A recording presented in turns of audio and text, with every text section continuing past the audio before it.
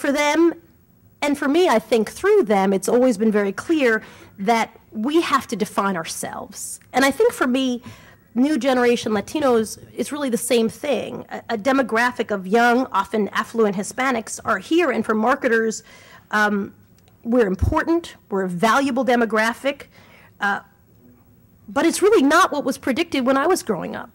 It's very different than what everybody was saying what we would be like. We're bicultural. We live easily in two worlds. We flow back and forth. It makes us hard to define. My mother is a Cuban immigrant, but the generation now has something in common with her, but not a lot. We're on the verge of being, as you all know, as Latinos, 30% of the total US population, but we're incredibly different. We're often comfortable back and forth in Spanish, or for my case, bad Spanglish. We switch easily between two cultures, depending on if I'm talking to my mom's family, or I'm talking to my own children, or I'm talking to my Australian relatives. The lifestyle as well, we can flow back and forth. I was reading a report by DDB Alma, and they break it into those four categories. The preservers, who are often foreign-born and stick to Spanish and traditions where they come from. The American embracers, mostly US-born, who fully adopt Anglo culture. The fusionistas, mostly US-born children of immigrants who speak English and feel very connected to Hispanic culture. And that's most of the people who I know and personally identify with.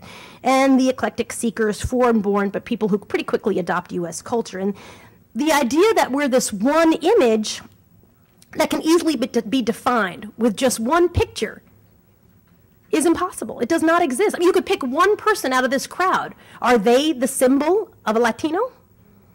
No. I'd say no. And just as insane, I think, is the idea that we hide our culture. We're proud of being multicultural, multi-ethnic. I love a name. The only fight my husband and I have ever had before we got married was literally, he wanted me to take his last name, which is Raymond. I'm like, do I look like a Raymond? No, I look like Maria de la Soledad Teresa Marchetti O'Brien. I have a name that encapsulates who I am. We represent the values that, frankly, America was founded on. People coming from all over the globe to celebrate their heritage, not hoping in all cases to somehow blend in and just lose it. In fact, that's a big shift. When my parents came to this country, in my mother's case, she made a point of not teaching us Spanish. I don't want it to be more difficult for you.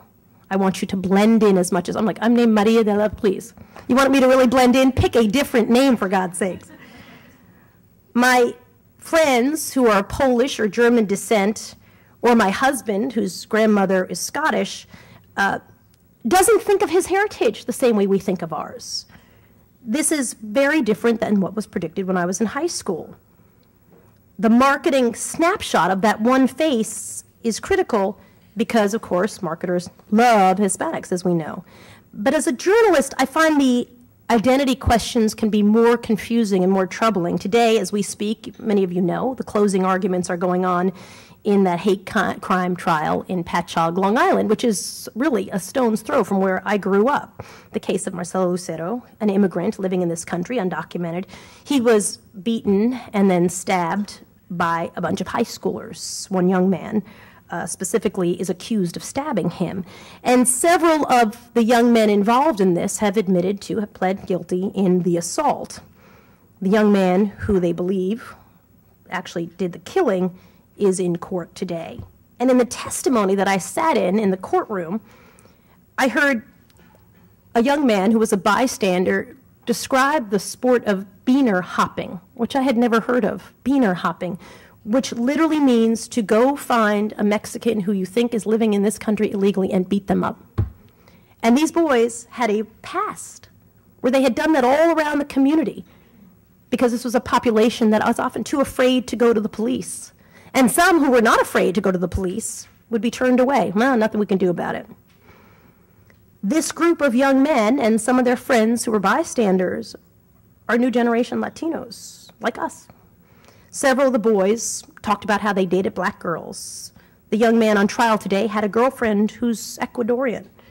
And it's interesting to watch that trial and listen to the defense attorney who said that in and of itself, the fact that his ex-girlfriend was Ecuadorian, meant that was evidence that this was not a racially motivated hate crime, which, of course, as you know, would bring more jail time and a conviction.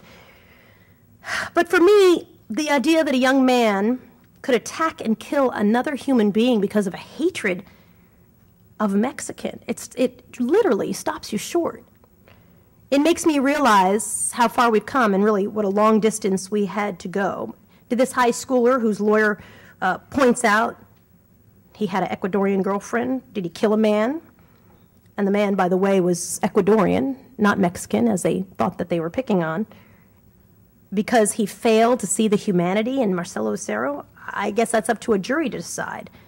But there are Latinos involved in that too.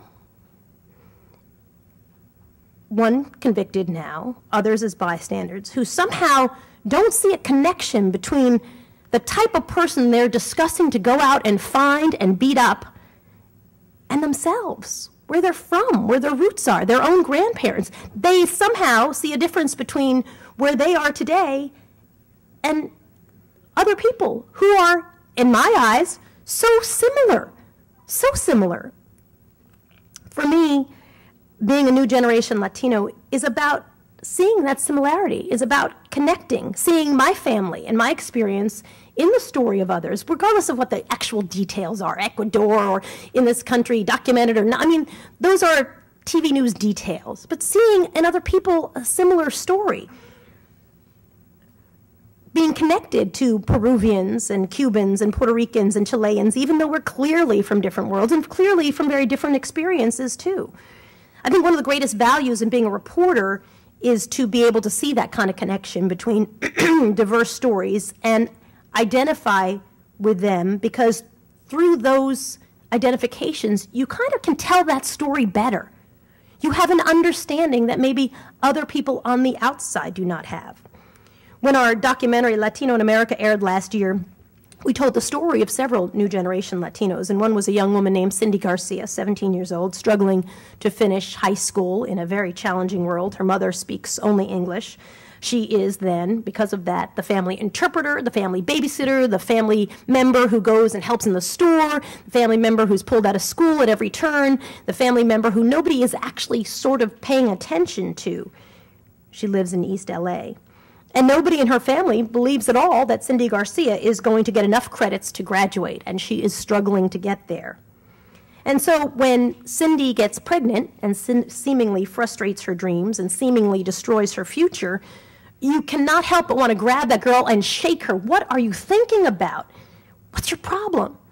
She's embarrassed because she has become the awful stereotype that we all hate to hear about, and we're embarrassed too.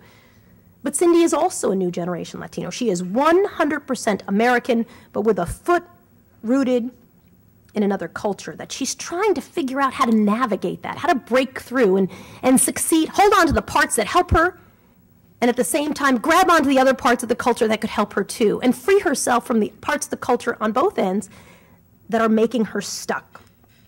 When that piece aired, the response ran the complete range.